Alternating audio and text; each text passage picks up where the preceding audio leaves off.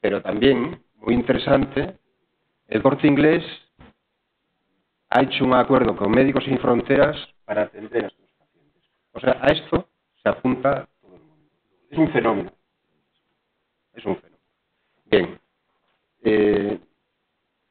El doctor, el director general.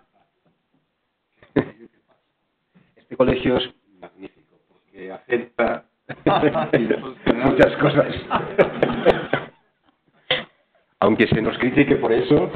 Bueno, hemos pensado en la organización de este acto que el director general nos hable de la política.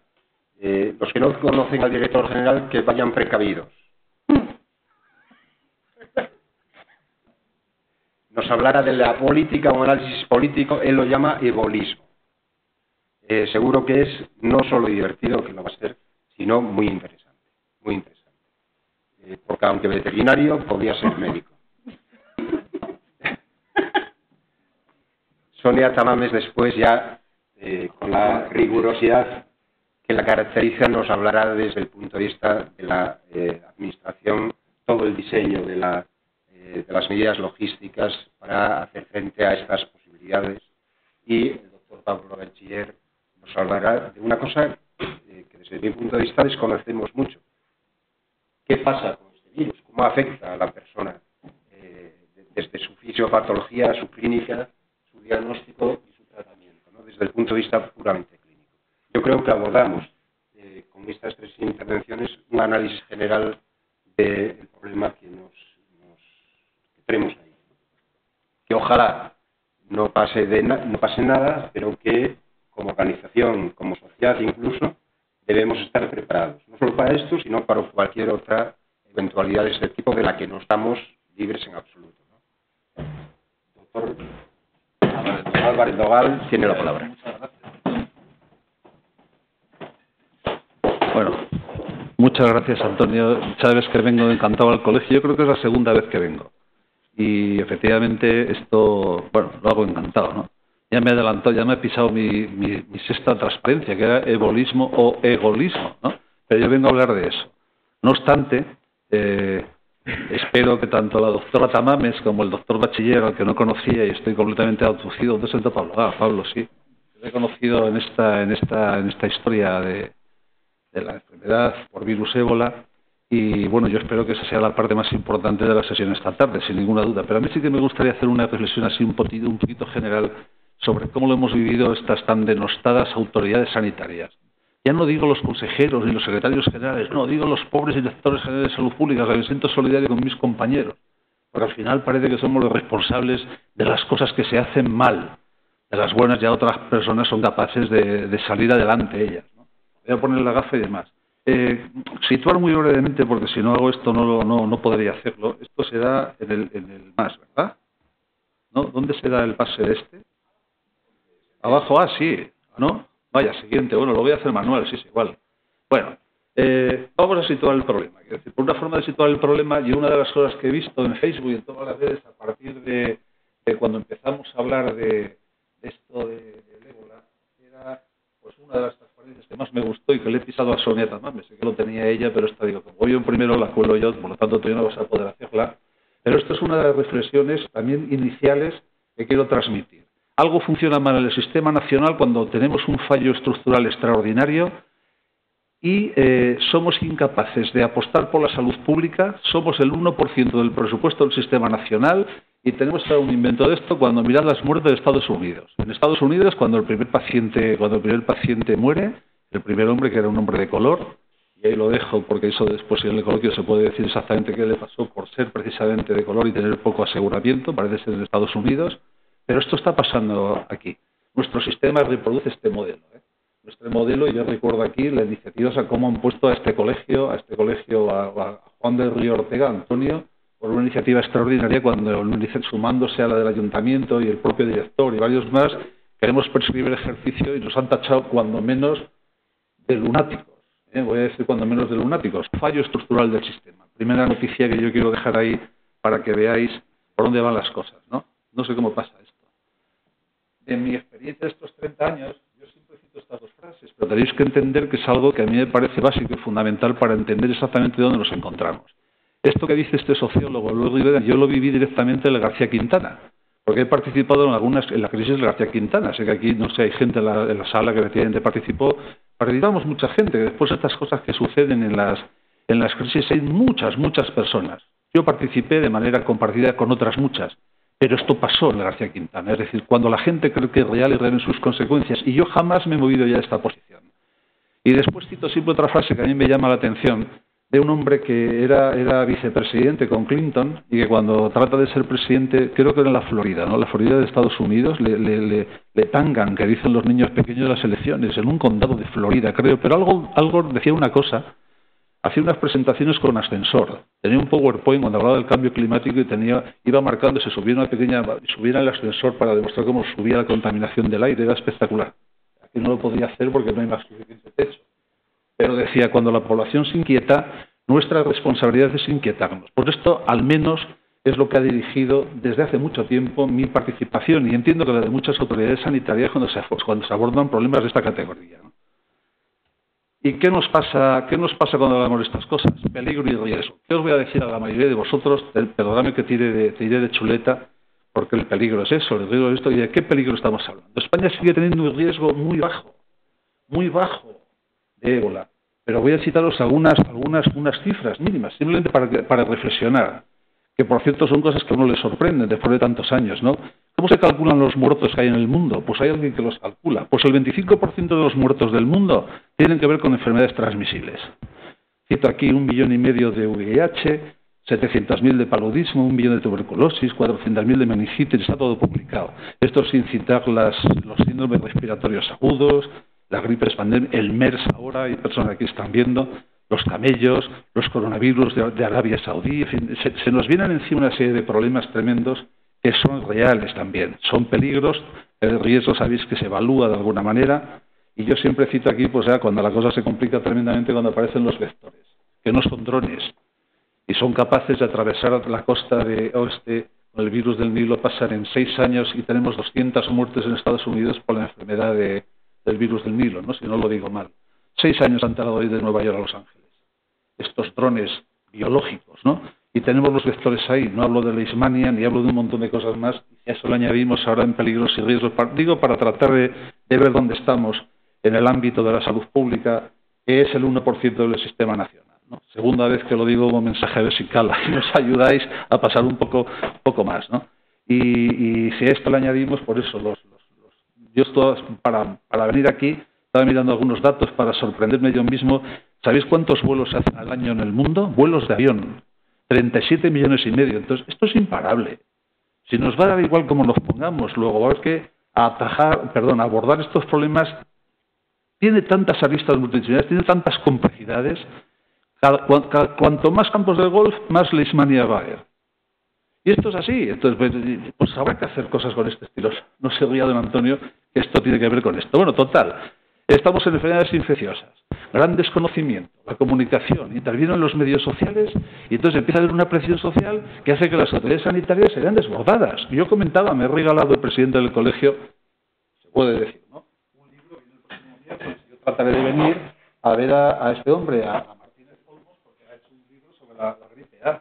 Yo no puedo criticar a los viejos compañeros que estuvieron en las crisis sanitarias, pero sigo teniendo 60 metros cúbicos de Tamiflu. Ahora, como responsable sanitario de Castellón, tengo 60 metros cúbicos, o sea, un enorme camión trae de Tamiflu. No les critico, lo explica.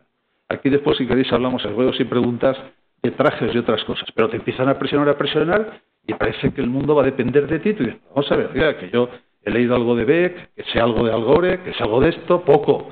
Pero, hombre, por favor, empieza a haber una presión extraordinaria sobre personas que solemos dormir, que tenemos familia y que nos gusta incluso hasta el Barcelona. Nos gustaba. Entonces, ¿cómo se hace la determinación? ¿Cómo jugaba el Barcelona? Esto es muy clásico. ¿Cuál es el riesgo? Ya lo estoy contando, el riesgo es el que es. ¿Y qué hacemos nosotros con el riesgo? A mí me gusta también señalar otra, la conocéis. Después ir avanzando, que voy muy rápido, yo quería hablar de bolismo. Esto es una cosa clásica. Como suena también seguramente por las noticias el asunto de los gusanos, de los niños de la sopa, pero eso es aplicable ahora. Creo que el otro día la doctora Tamames lo apuntó en Soria. Nos cuesta €1 resolver este problema donde es. Nos decía el otro día que yo estaba verdaderamente sorprendido, que he tenido el privilegio de participar en un montón de reuniones, entre ellas la primera de los clínicos, con el doctor Arribas, estaba Pablo Bachiller y Sonia, y fue espeluznante las cosas que te contaban. Pero Merkel, al parecer, decía el Merkel, tan gracioso, ha valorado cuánto ha costado el primer muerto en Alemania, por esto son 2 millones de euros. Aplíquese esto. Lo dejo ahí también como reflexión. ¿Cuál es el riesgo? Oiga, un euro, prevenirlo. 10, corregirlo. 100 si lo descubre el cliente. Ya si descubre el gusano, el niño en la sopa, en la boca, ¿vale? Pues aquí pasa 3/4 de lo mismo cuando hablamos de cómo se gestionan los riesgos.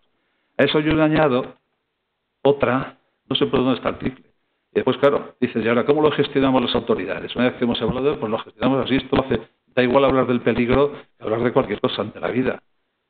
En inglés lo pronunciamos mucho mejor, pero yo no lo voy a hacer. Y esto lo viví también en mi experiencia durante estos últimos 8 años, o hace ya, 8 años que he estado en protección civil y demás. Esta es una reacción típica de la sociedad. Hay gente que planta cara, otra que pone los pies en polvorosa, cada cual que piense en el ejemplo que quiera, porque como sé que se está grabando no voy a dar ejemplos, pero me atrevería. Si no se grabara, me atrevería. Antonio, me han dicho, pues se va a grabar. Dijo, cualquiera dice lo que no va a decir, lo voy a decir igual, lo que voy a decir, lo que tenía pensado, y sobre todo pasmarse del susto. Esta es una forma de gestionar, ¿no? Y ya de comunicar ni os cuento, ¿no? Ay, mira, ya pasó solo, claro, lo he hecho, ya sé lo que ha pasado. ¡Qué incompetencia, por favor! En esto. ¿Cómo se comunica el riesgo? Bueno, intentamos comunicar el riesgo, y ahí lo digo, también en inglés. Se traduce incluso sin saber inglés. ¿Ha estado usted en contacto? ¿De usted el ébola? No. ¿Ha estado usted en contacto con un enfermo? Lo que hemos dicho hasta la saciedad. No, pues usted no tiene ébola. ¿Ha leído usted la prensa? Sí, usted tiene el ébola. Bueno, pues en este lío es en el que estamos las autoridades sanitarias. Pobres autoridades sanitarias. Y aquí cito a un director general que tuvo 5 ministros, a Polledo, que fue incapaz de desarrollar esto, y es lo que dice permanentemente, autoridades sanitarias. Vamos a hablar en serio de esto. O sea, ¿obligo a vacunar a la gripe? Llamo a un juez y obligo a todos los sanitarios a vacunarse de la gripe. Que yo creo que yo lo haría, pero no me deja. Claro, primero tengo que encontrar un juez, pero si encuentro un juez y eso, obligo a todos. Me voy a Villanueva en 3 minutos, ¿no? Venís por mí, no puede ser. ¿Cuándo prohíbo? ¿Cuándo limito? ¿Cuándo aconsejo? ¿Cuándo advierto? ¿Cuándo informo? Esto no lo hemos conseguido las autoridades sanitarias, no digo en este contexto general. Entonces, dentro de ese contexto, ¿yo qué venía aquí? Pues hablar del ebolismo. ¿Ebolismo o ebolismo? Porque después pensé en ebolismo. Porque de alguna manera yo también he padecido cierto ebolismo, ¿no? No me voy a adelantar, lo voy a decir después. Ya no hay más transparencias. ¿Qué ha pasado aquí? Aquí hay personas en la sala que llevan trabajando sobre virus hemorrágicos. Aquí lleváis trabajando los epidemiólogos desde el año 2000 en protocolos. Pues esto era perfectamente conocido. Se lleva trabajando intensamente, pero es un problema de estos chicos de la salud pública. África, por favor, bendito. El ritmo de Gibraltar. Es salud pública. Unas cosas se marean la cabeza. Estábamos en esta situación. Aquí ha habido un trabajo excelente que se venía haciendo de manera sistemática, pero el 1% del sistema. Y tengo aquí, no voy a decir el cronograma, pero tengo aquí las fechas para no equivocarme. Y el 22 de marzo, Guinea dice que tengo un brote. Pobres chicos, ¿no? El chiste aquel, blanquitos, ya tenéis el ébola, pero esto estábamos hablando de Guinea-Conakry. El 22 de marzo, vosotros, estoy señalando algunos epidemiólogos, ya venís trabajando en ello, pero nosotros es la Dirección de Salud Pública, perdón, la Comisión de Salud Pública del Ministerio, que llevamos trabajando también en esto más de un año, ¿no? Sobre la base del trabajo técnico de los diferentes grupos, de las diferentes ponencias, la de vigilancia, la de alertas, la de salud laboral, pues eso está perfectamente estructurado. Hay técnicos que llevan ahí trabajando con 5 o 6 ministros y tratan de conformar la opinión de los directores. Perdón, la opinión no, la decisión. Nos ordenan la toma de decisiones. A mí y a los anteriores, y a los que vengan. Si no conseguimos echar a estos técnicos, mira cómo se me ríe Sonia también. Esto para que quede grabado lo digo, ¿eh? Pues el 2 de abril nosotros entramos directamente en alerta y os consta porque empezaron a mandarse correos a todo el mundo desde salud pública, pero era un problema de salud pública. Este era un problema de salud pública, el 2 de abril. Cuando el 8 de agosto se declara la alerta internacional, esto seguía siendo un problema de salud pública. Bueno. Pero decide el gobierno de España porque se produce la primera repatriación. Recordad que es el 8 de agosto, coincide. Y se empiezan a producir una serie de debates ya, porque esto llovía sobre mojado ya. Yo tengo aquí apuntado calentando motores.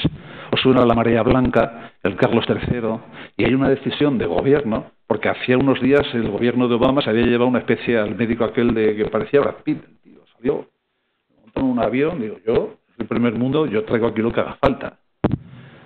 Hablar de la decisión es otro problema. Si queréis después de ruegos y preguntas, yo soy capaz de dar mi opinión, no de lo que se hizo en aquel momento, pero hay una primera repatriación, este hombre está ingresado, muere el 12 de agosto y el problema sigue siendo de salud pública. No digo por nada más, que viene un misionero, por cierto, después os explicará Soneta Dames que ya hemos trabajado también desde esa época ya pensando que en Navidades todos volvemos a casa. Estáis entendiendo claramente y volverán muchos a casa. Segunda repatriación. Entonces aquí el debate se empieza a ampliar de una manera que a mí ya me afecta, ¿cómo diría yo? Porque la gente no es capaz de analizar de una manera sencilla estos asuntos, ¿no?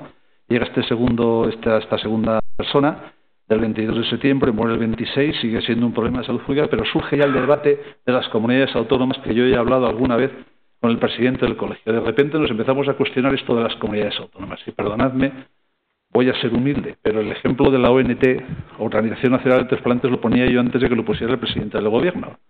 No me lo ha copiado, supongo que se lo han asesorado, porque es un ejemplo claramente a definir. Este modelo que tenemos, este sistema... Yo soy, por cierto, funcionario de la Administración General del Estado, como Tamames, o sea, que si desaparece la comunidad, iremos a trabajar al Ministerio, bueno, a Melilla, según cómo los portemos, y quién esté gobernando. Pero a Melilla o a una sanidad exterior cualquiera, maravillosa.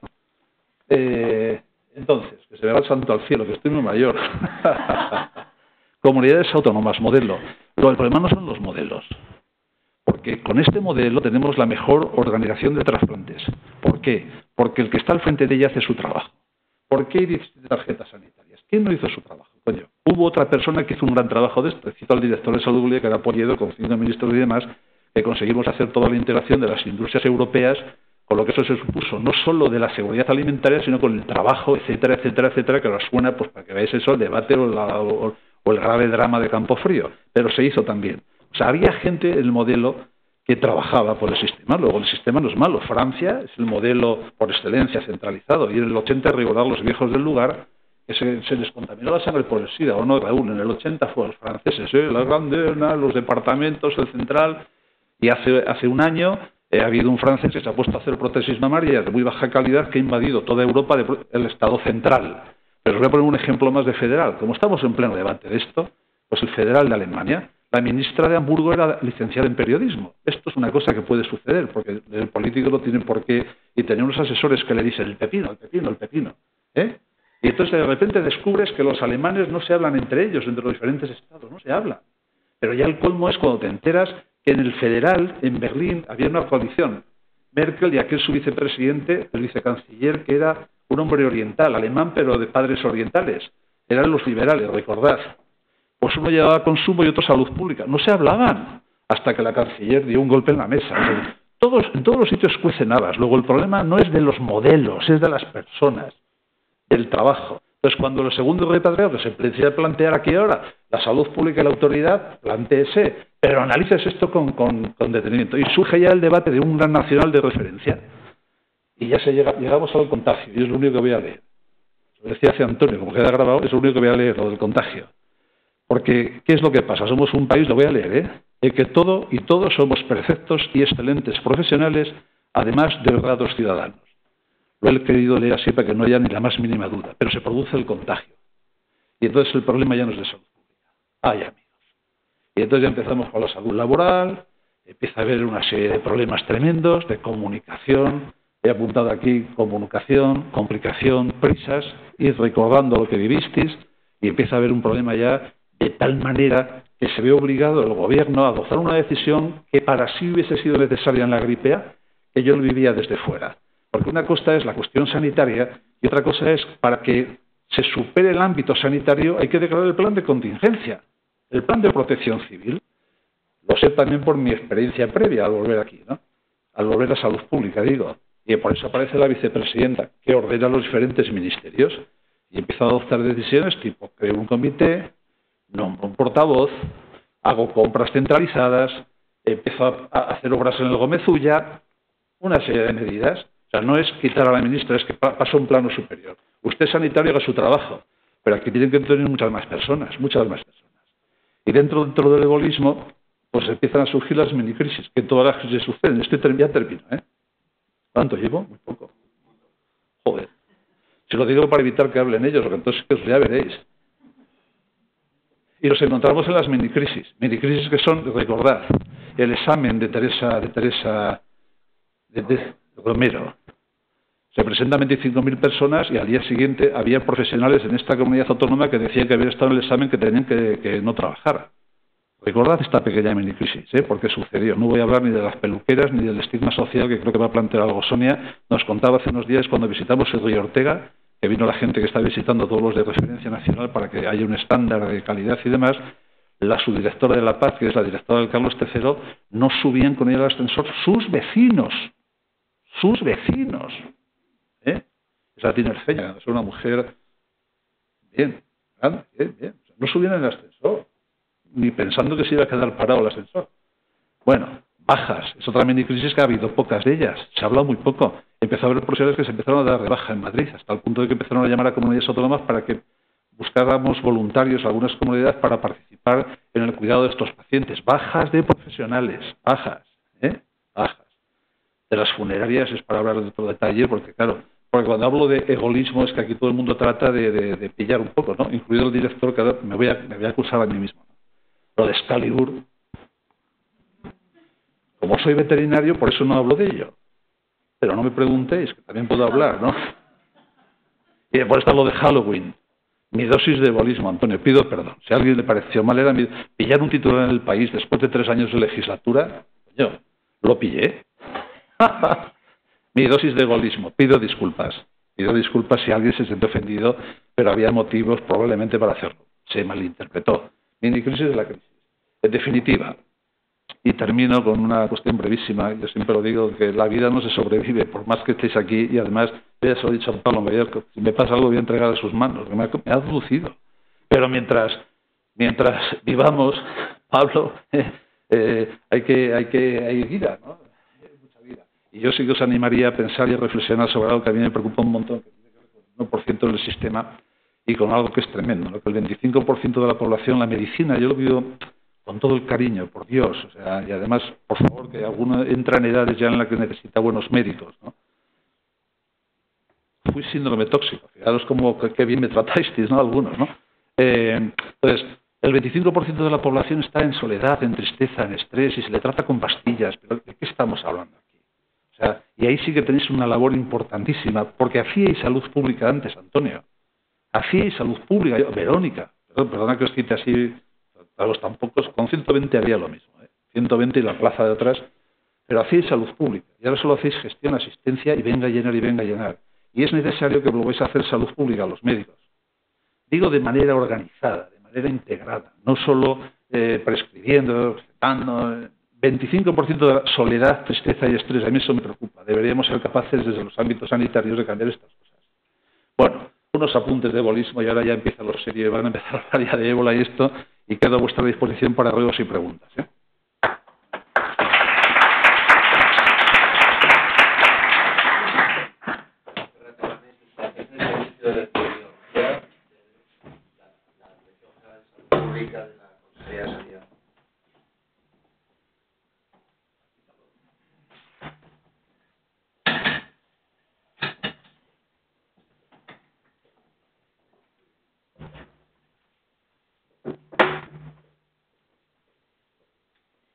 Bueno, buenas tardes a todos.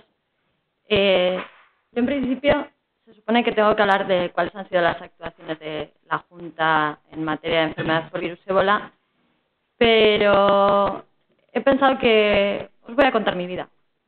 No os preocupéis, mi vida es corta. Nací un 14 de marzo y 26 años más tarde era R2 de Medicina Preventiva y Salud Pública. Esta es una foto que la gran mayoría de los epidemiólogos que somos un poco frikis tenemos, una foto que está hecha en Londres, en una bomba de agua que fue la causante del brote de cólera que estudió y atajó John Snow, que es uno de los padres de la epidemiología. Y bueno, pues a lo mejor en esa época, en la época de John Snow, era mucho más evidente el trabajo de los epidemiólogos, o por lo menos tenían más oportunidades, quizá, de hacer evidente su trabajo. Pero por esa fecha aproximadamente, yo pasé a rotar en el Rales, incluso el nivel nacional llegó un poquito más tarde. Los que sí llevaban más tiempo trabajando en estos temas y tenían un manual en el que aún hoy nos seguimos mirando, es el laboratorio de arbovirus y enfermedades víricas importadas. Y basándonos en eso, pues intentamos establecer una primera definición de caso. Como veis, estamos hablando de fiebres hemorrágicas virales de manera global. Hablábamos en aquel entonces de fiebre por encima de 38 grados y manifestaciones hemorrágicas de cualquier tipo conducentes a fallo multiorgánico. ¿Cuál es la definición de caso? No os voy a decir que tenemos ahora, porque ahora mismo la definición de caso está en discusión. En estos momentos, para hablar de definición de caso, el antecedente epidemiológico es que en los últimos 21 días se haya producido una estancia en un país declarado por la OMS como de alta circulación. Estamos hablando de Sierra Leona, Liberia y Guinea-Conakry de manera completa y todavía de momento de la provincia de Ecuador de República Democrática del Congo. Además, existe la posibilidad de que ese contacto epidemiológico se produzca por el contacto con un caso sospechoso confirmado o con sus fluidos o su cadáver en diferentes países. Y es verdad que aquí está Mali. Y sabemos además que en Mali es una gran preocupación y es una preocupación creciente. Ha habido 2 cadenas de transmisión. Son cadenas de transmisión que una parece ser que se ha conseguido controlar, pero que la otra se está complicando un poco el control y que en cualquier momento podemos encontrarnos Mali en el apartado de arriba, pero de momento está en el de abajo. Pero cuidado, no nos olvidemos que España y Estados Unidos estamos en el apartado de abajo. Que somos países en los que se ha podido producir un contacto de una persona con un caso. Y este es el criterio fundamental y es el criterio al que debemos atender de manera prioritaria. Y luego, bueno, pues intentamos hacer algo con el tema de los síntomas. Y digo intentamos hacer algo porque la clínica inicial del ébola, luego la explicará mejor el doctor Bachiller, pero es una clínica tremendamente inespecífica.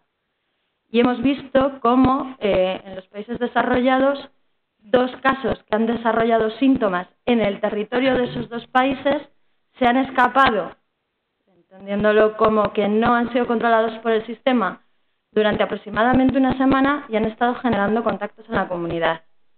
Y el motivo fundamental es porque teníamos los límites de fiebre en unas temperaturas tremendamente elevadas. Es probable y deseable, director, que la Comisión de Salud Pública tome la decisión de que la fiebre de la definición de caso pase a ser de 37,7 grados. En estos momentos está en 38,6 de manera formal. Ahora, yo también os puedo decir que considero, y no me importa que se esté grabando, una imprudencia esperar a los 38,6 grados para declarar una alerta, siempre y cuando se cumplan los criterios epidemiológicos.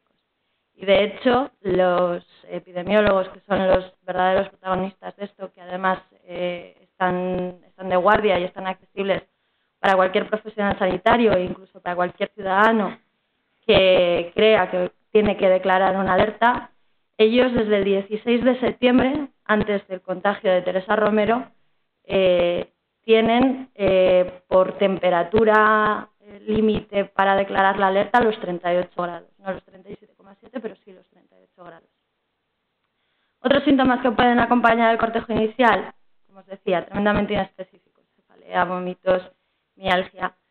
De hecho, en los primeros momentos, que eso es otra de las cosas que hemos observado, cuando Teresa Romero se presenta en la atención primaria, se presenta con una febrícula y una faringe hiperémica, única y exclusivamente. Es cuando desarrolla la disnea, cuando es trasladada al hospital de Alcorcón. Y ya en el hospital de Alcorcón comienza con los síntomas gastrointestinales y con el RAS. De tal manera que podéis ver cómo la primera semana, en muchos de los casos, es una semana que probablemente esto no teníamos tanta conciencia de ello, porque en África personas que tienen casi un disconfort, porque probablemente para personas con tan mal acceso al sistema sanitario una febrícula y una faringe hiperémica no es más que un disconfort, no acuden al sistema sanitario. Pero ¿cómo tomamos la decisión de cómo hacer una definición de caso? Bueno, pues en este caso estamos hablando de algo que es tremendamente letal. El principio de precaución nos dice que tenemos que ser muy sensibles. Y al menos cuando establecemos clasificaciones, y así lo hacemos de manera habitual, no os estoy contando nada nuevo, os estoy contando una presentación que está elaborada en el año 2006. Cuando elaboramos una definición de caso, a los casos sospechosos les asignamos una altísima sensibilidad en la definición de caso. Para conseguir esa altísima sensibilidad, pues utilizamos criterios de que sean casos compatibles con la definición clínica y con un antecedente epidemiológico de interés. Además, no es en concreto lo que se ha hecho en esta ocasión con el ébola, pero se hacen gradaciones a probable, en el que ya se van asimilando más las sensibilidades y las especificidades, y se incluyen criterios de exclusión. En los primeros protocolos se dijo la explicación de la clínica por otra patología excluye al caso. Después, y por aumentar la sensibilidad ante la posibilidad de comorbilidades, lo que se ha decidido ha sido que el diagnóstico de otra patología no suponga una exclusión. Y, bueno, pues posteriormente tenemos los que llamamos definitivamente casos confirmados. Es que, por ejemplo, un caso probable, y esto nos ha pasado con epidemias que hemos vivido, como por ejemplo la tularemia. A veces los diagnósticos no llegan al 100% de las patologías que efectivamente se producen por una etiología concreta. Y sin embargo, no por el hecho de que no podamos confirmar un caso, ese caso no tiene esa patología. Por tanto, bueno, pues esta es la gradación que habitualmente se usa en epidemiología. Y en el caso del ébola no es nada diferente. Esta es un listado de síntomas que ni siquiera está completo, publicado recientemente en el New England, del brote de África, y vemos cómo el síntoma guía que nos está haciendo discutir para arriba y para abajo cada 2 por 3, que es la fiebre, puede estar ausente hasta en el 13% de los casos en África. Cuidado, ¿vale? ¿Cuál es la buena noticia con respecto a la fiebre? Y esto también hay que dejarlo claro.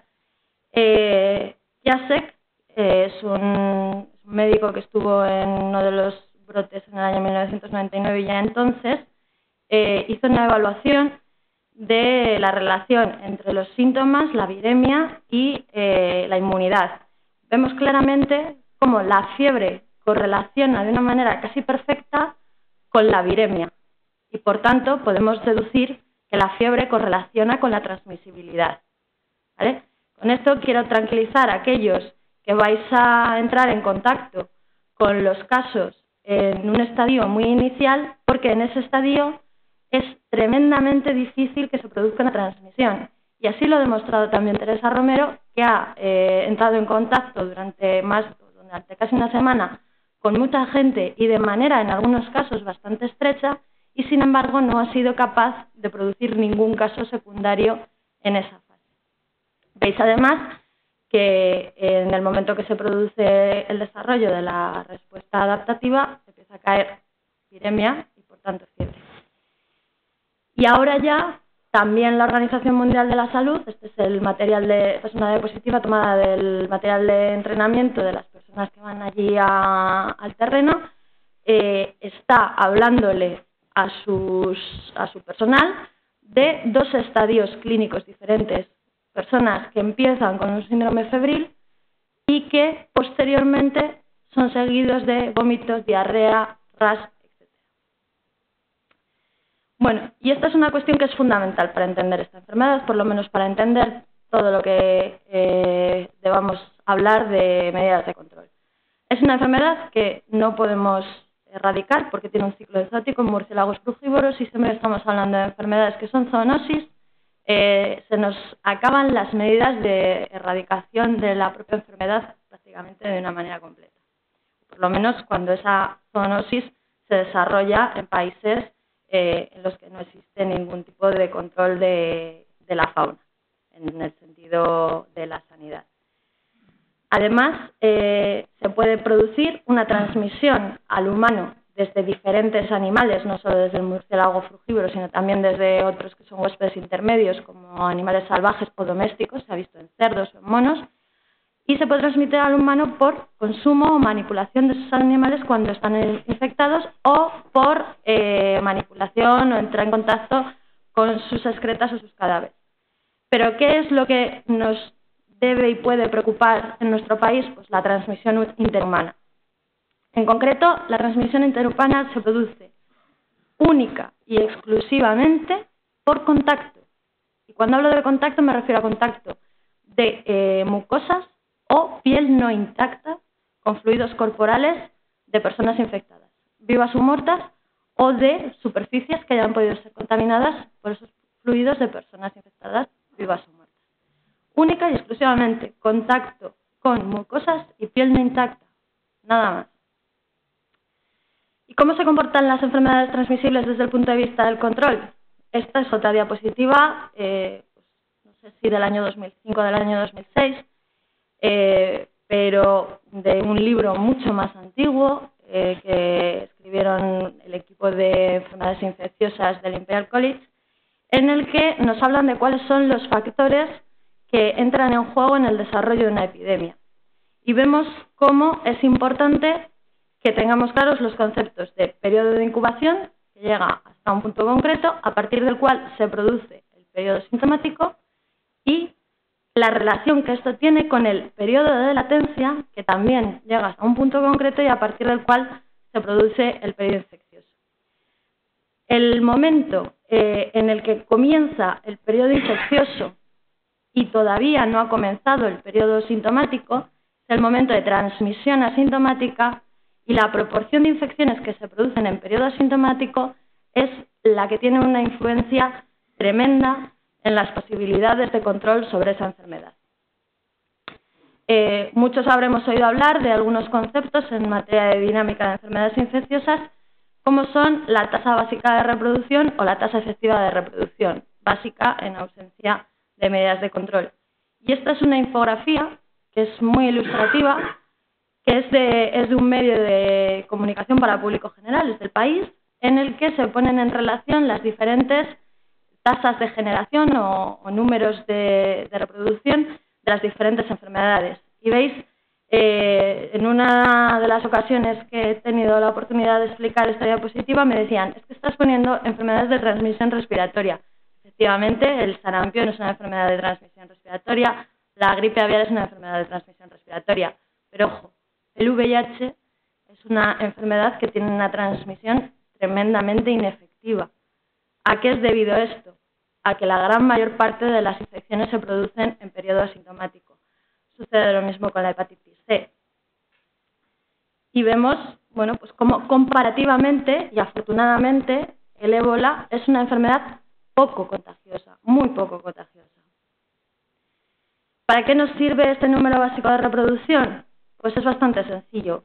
Si el R es mayor de 1, la incidencia aumenta, si es menor de 1, la incidencia baja, y si el R es igual a 1, es una incidencia constante. Es decir, si cada caso que se infecta es capaz de producir más de un contagio secundario, vamos a tener cada vez más casos. Esto es lo que está sucediendo ahora en África. ¿Qué tenemos que conseguir? Que cada caso que se infecte produzca cada vez menos contagios secundarios, bajemos por debajo de ese 1, que haya gente que contagia a 1, pero haya gente que contagia a 0, y que haya cada vez más gente que contagia a 0, y poder llegar al control de la enfermedad.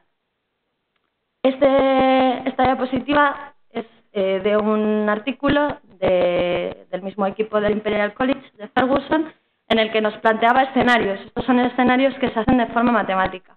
Y en esta nube, probablemente se vea mal, esta pequeña nubecita azul son nubes de probabilidad. Esta pequeña nubecita azul es el SARS. Esta pequeña nubecita de aquí es la viruela. Sin embargo, estas nubes grandes son la gripe o esta es el VIH.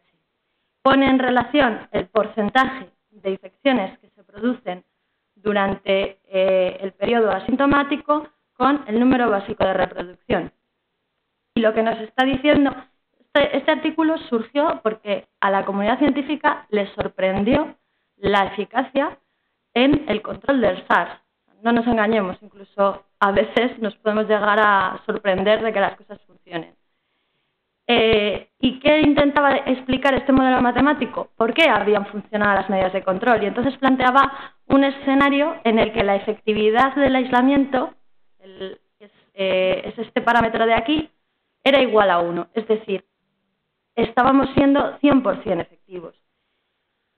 Pero antes decía el director general que somos perfectos. Pues, oiga, que yo no soy perfecto. Bueno, pues nos planteaban un escenario en el que la efectividad del aislamiento podía bajar al 90%. Y aún así el SARS quedaba por debajo de la curva de asunciones más desfavorables, de tal manera que seguía estando en la zona de brote controlado. Sí, pero Spain is different. Vamos a asumir que la efectividad del aislamiento llegamos con ella solamente a un 75%. Bueno, pues a pesar de todo eso, una epidemia como el SARS nos hubiera quedado probablemente esa nube de probabilidad en el medio. ¿Cuál es la ventaja con el ébola? El ébola se sitúa aquí, se sitúa en la esquina inferior izquierda de la gráfica, porque no produce infección en periodo asintomático. Y lo que nos dice la Organización Mundial de la Salud es, oiga, que esto va más y vamos a controlarlo. Bueno, pues como os decía, efectivamente tenemos la grandísima ventaja que periodo sintomático y periodo infeccioso se corresponden de una manera perfecta y tenemos diferentes medidas de control. Tenemos como medida de control el aislamiento, las recomendaciones a convalecientes. Se recomienda fundamentalmente que no se mantengan relaciones sexuales hasta transcurridos 3 meses desde el inicio de síntomas, porque se ha visto que perdura el virus en el semen de convalecientes durante un periodo que es bastante variable, y se está recomendando la cuarentena. La cuarentena no es una medida necesaria. Y aquí tengo que decir que a muchos nos extraña y nos sigue extrañando algunas de las cuestiones que se están haciendo en relación con el ébola. Nos extraña que se limpien instalaciones de la urbanización donde vivía la persona que se contagió, instalaciones por las que probablemente nunca pasó y que además se limpiaron 5 días más tarde, mientras que la vivienda permanecía precintada porque no la abordaron hasta mucho más tarde. Bueno, pues están haciendo cosas que no tienen mucho sentido. La justificación de la cuarentena, pues la justificación de la cuarentena solo tiene un motivo, y es que se está prácticamente solicitando por parte de los contactos de alto riesgo que esta cuarentena exista y que sea separada de su entorno en la comunidad. Porque lo que sí que es cierto es de que desde el mismo momento en que desarrollan síntomas puede comenzar el peligro de contagio. Y es en ese momento y no antes cuando pueden suponer un peligro para sus familias, si no advierten el desarrollo de síntomas en el momento en el que se producen y pasan en ese domicilio 1 o 2 horas o el tiempo que corresponda. Ten en cuenta que una fiebre se puede desarrollar pues durmiendo o haciendo cualquier actividad que no nos permita que sea algo que advirtamos. Y estas son las medidas que nos permiten, bueno, pues, saber o caracterizar de alguna manera si una persona tiene un alto riesgo de contagio. Un alto riesgo de contagio tenían, os repito, las 15 personas que fueron hospitalizadas para realizar la cuarentena en el Carlos III y ninguna de ellas lo desarrolló. Es decir, un alto riesgo de contagio sigue siendo un riesgo bajo, a pesar de que parezca una incongruencia.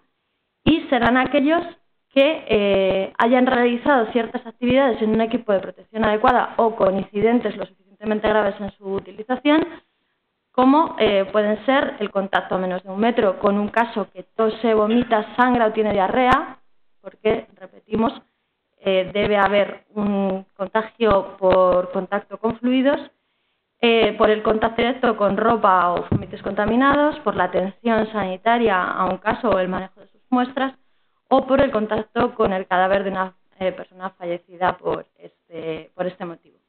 Es también, además, un contacto de alto riesgo aquel que ha tenido sexo sin medidas de barrera con un caso en los 3 meses posteriores al inicio de síntomas, el que ha sufrido una exposición percutánea o una exposición de mucosas a fluidos corporales y el que ha tenido contacto con murciélagos, roedores o primates o cualquiera de sus fluidos o sus cadáveres en una de las áreas que antes hemos dicho que estaban afectadas.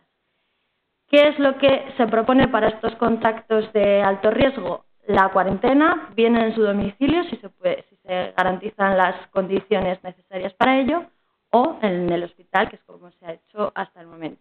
Y además se hace una vigilancia activa con toma de temperatura supervisada cada 12 horas durante los 21 días posteriores a la última fecha de exposición. Pero además tenemos una serie de posibles contactos de bajo riesgo. Los contactos de bajo riesgo serán aquellos que, usando el equipo de protección adecuada y sin incidencias graves en su utilización, han tenido los contactos directos que se han descrito en el apartado anterior. También aquellas personas que han estado en espacios cerrados en los que puede haber vómites con restos biológicos, o quienes han tenido un contacto breve y cercano, a menos de 1 metro, pero con un caso que no presenta síntomas que hagan que se pueda producir ese contacto con fluidos como la tos o los vómitos. Con estas personas se hace una vigilancia activa durante los 21 días posteriores a la última fecha de exposición, en la que se contacta y se le pide que registre la temperatura 2 veces al día. Se le pregunta además si no ha tomado ninguna medicación que pueda interferir el desarrollo de la fiebre o si ha desarrollado cualquier otro síntoma que pueda hacernos sospechar que está iniciando un periodo sintomático de enfermedad por virus ébola. Y además se les pide que estén localizables a lo largo del periodo de seguimiento. En estas personas no se va a establecer ningún tipo de limitación a la movilidad y se les hace esta petición sobre todo pues porque no dejamos de vivir en la realidad en la que vivimos y si una persona se traslada de comunidad o de país, pues es nuestra obligación comunicar a las autoridades sanitarias de la zona donde va a estar esta persona que ha sido un contacto de bajo riesgo y que si desarrolla síntomas pues deben iniciar los protocolos de aislamiento. Y para terminar, pues voy a hacer unos apuntes en algunos conceptos que están relativamente confusos. Una de las cuestiones de las que se está hablando mucho es el nivel de riesgo biológico. Oiga, que es que el ébola es un patógeno de grupo 4. Sí, efectivamente, el ébola es un patógeno de grupo 4 porque causa una enfermedad, sobre todo por el primer y el último cuadro de las líneas. Causa una enfermedad muy grave y no existe una profilaxis ni tratamiento efectivo frente a él. Pero no debemos confundir nivel de riesgo biológico con biocontención y bioseguridad. La biocontención son los mecanismos técnicos para impedir la liberación de un patógeno al medio ambiente y la bioseguridad son las prácticas destinadas a proteger al personal técnico y científico. Yo he comentado en alguna ocasión que si esta sala tuviera un nivel de biocontención 3 o 4 y cualquiera de los presentes estuviera infectado, para los que estamos dentro de la sala, el nivel de biocontención de la misma no sería absolutamente ninguna garantía. Por tanto, tenemos que estar atentos a la biocontención, pero sobre todo tenemos que estar atentos a las cuestiones de bioseguridad. ¿Qué niveles de biocontención pueden aplicarse? En medio sanitario asistencial, siempre que no se trate de investigación, desarrollo industrial o diagnóstico microbiológico, se pueden utilizar cualquiera de estos 3 niveles de biocontención, sobre todo teniendo en cuenta que el virus ébola es un virus que no se transmite por vía respiratoria. Siento que no se vea más, pero es que era muchísima la información. Básicamente lo más importante está en si necesitamos un filtrado de aire, que es lo que puede pasar más inadvertido, simplemente a título ilustrativo, de los diferentes niveles de biocontención. No necesitamos ningún tipo de filtrado ni de entrada ni de salida del aire en el caso de la biocontención 2. Sí hace falta un filtrado de salida del aire en biocontención 3 y en biocontención 4 no solo hay que filtrar el aire que sale, sino que también hay que filtrar el aire que entra. ¿Vale? Por tanto, la biocontención necesaria para el ébola es una biocontención 2, porque no es un patógeno que se transmita por vía respiratoria y es probablemente aconsejable un nivel de biocontención 3, pero se puede trabajar en condiciones de seguridad para el medio ambiente, que es para lo que sirve la seguridad de la biocontención en un nivel 2. Otra cosa es la bioseguridad, y la bioseguridad, como os decía, incluye el equipo de protección individual y más cosas. Pero bueno, sobre todo vamos a hablar del equipo de protección individual, que será de clase 3. Los de clase 3 son los que han sufrido una serie de certificaciones, y de tipos 4B a 1B. En este caso, el riesgo biológico, el nivel de riesgo biológico de los patógenos es mayor cuanto mayor es el número, es decir, es mucho más peligroso un patógeno de nivel 4 que un patógeno de nivel 1. En el caso de los trajes de protección, es mejor la protección, o al menos mucho más estanca, por decirlo de alguna manera, cuanto más bajo es el número, es decir, es un traje que plantea unos requerimientos menores el 4B que el 1B. El 1B es el que tiene unas condiciones estancas a gases. Simplemente con esto ya os estoy diciendo que el 1B será necesario en aquellas enfermedades que sean de transmisión respiratoria. Por tanto, ¿cuál es el tipo suficiente para atender a un paciente con ébola? Pues el tipo suficiente es el 4B. Y todo lo que se haga por encima del 4B será por motivos que no son proteger al trabajador en mayor medida. Porque con el 4B está suficientemente protegido. Va a haber problemas logísticos que nos van a llevar a comprar trajes 3B, que sí va a haber cuando no vamos a tener posibilidad de comprar 4Bs, os lo adelanto. Y además se está valorando la posibilidad de comprar algunos 1B por la posibilidad de permanecer durante más tiempo con los trajes puestos. Sobre todo para personas que tienen que hacer traslados, como puede ser la gerencia de emergencias sanitarias, que pueden tener que estar con ese traje durante un número de horas muy elevado, y que en el caso de los 1B, como van autoventilados con filtros HEPA en el cinturón, les refrigeran y les permiten un mayor confort. La decisión de comprar trajes 1B es una decisión de confort, pero no de menor protección a los trabajadores.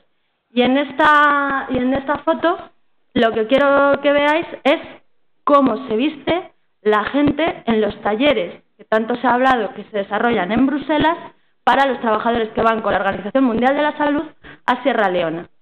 Dentro de estas fotos está una compañera mía, la que podéis ver en la foto de la izquierda, que se llama Carmen Montaño y que hizo conmigo el máster de Salud Pública, que en estos momentos está en Freetown, en la capital de Sierra Leona.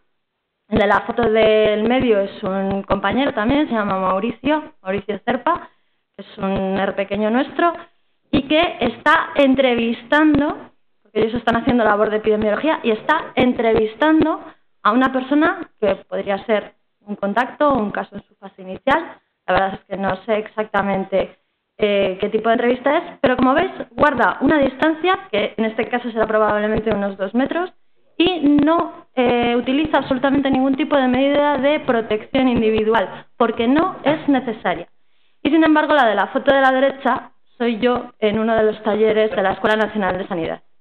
Y esto es lo que estamos proponiendo para nuestro medio. ¿Vale? Con lo cual, de verdad, no tengamos la sensación de que estamos quedándonos por debajo. De hecho, estamos quedándonos muy por encima de lo que sería necesario. Bueno, como tengo que terminar, esta era la diapositiva en la que os contaba las actuaciones de la Junta, que es a lo que había venido. Hemos hecho muchas cosas, pero lo que hemos intentado sobre todo es gestionar el miedo, y esta es una película que nos ha hecho muchísimo daño. Yo creo que, de hecho, a mí todavía me extraña cómo, iba a decir, bueno, no os lo digo, Antena 3, que es la que habitualmente aprovecha este tipo de situaciones, no la ha puesto. O sea, a mí todavía, de verdad, yo la estoy esperando, porque es una película que nos ha hecho un daño tremendo y que lo que estamos intentando es gestionar el miedo. Y precisamente los guionistas ya lo sabían muy bien. Outbreak, try to remain calm. Intente permanecer tranquilo. No voy a acabar, director, sin agradecer, porque de verdad que esto lo digo como lo siento. En primer lugar, a todo el servicio de epidemiología, tanto a la gente que trabaja en los servicios centrales como en los servicios territoriales, por su trabajo, no solo en el ébola, sino en todas las demás cosas que hay que sacar día a día adelante, y que yo en estos últimos días estoy teniendo bastante desatendidas y que gracias a ellos están pudiendo salir. Al grupo de trabajo para la gestión de la EVE, que son 2 compañeras de salud laboral y de la Dirección General de Asistencia Sanitaria, Flor de Castro y Paloma Burgos, a todo el comité asesor para la gestión de la EVE en Castilla y León, de los que, bueno, pues hoy aquí hay bastantes de los miembros, aunque faltan algunos, a todos los profesionales sanitarios y a los directivos de los hospitales, de la Gerencia de Emergencias Sanitarias y de Atención Primaria del SACIL, que han participado en todas las actividades que se vienen desarrollando, a los compañeros del Ministerio, del Centro Nacional de Epidemiología, del Centro Nacional de Microbiología y de la Escuela Nacional de Sanidad del Carlos III y de otras comunidades autónomas que estamos colaborando entre todos para modificar e incorporar la mejor evidencia en todo momento, y a los profesionales también que han colaborado con nosotros de otros organismos como las organizaciones no gubernamentales, la Brigada de Sanidad Militar y a todo el que se ha prestado a ayudar, porque en estos momentos estamos viendo que mucha gente lleva la carretilla boca arriba. Es verdad que nos hemos encontrado con gente que lleva la carretilla boca abajo, pero también de verdad hay que decir que hay mucha gente que lleva la carretilla boca arriba. Nada más.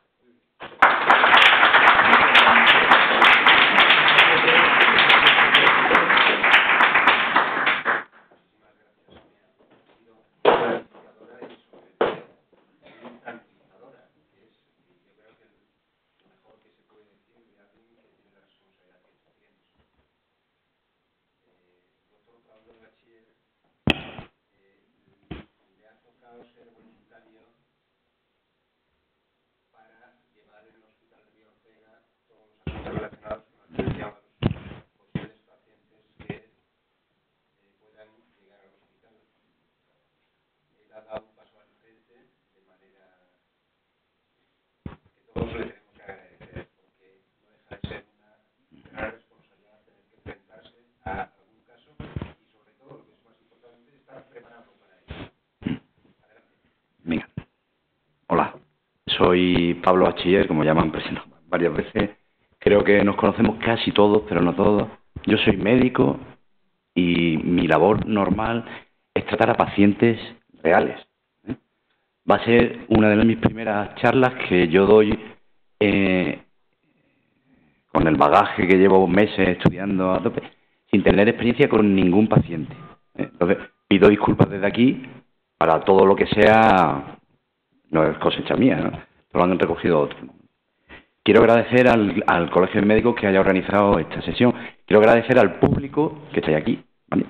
Y después me brindo, voy a poner esto un poco más lejos, porque si no, después me brindo con mis compañeros y con todos a si hay algún tipo de debate o coloquio que pueda enriquecer mucho más esto, ¿eh? Intentaré, no voy a decir que intentaré ser breve porque tengo un montón de diapositivas, ¿eh? Hay un chocolate con churro al final, ¿eh? ¿Vale? Bueno.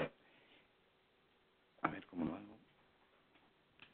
No importa.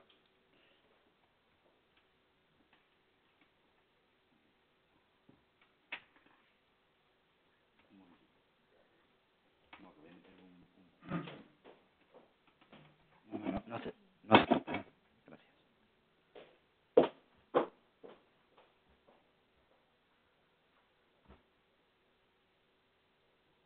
Bueno.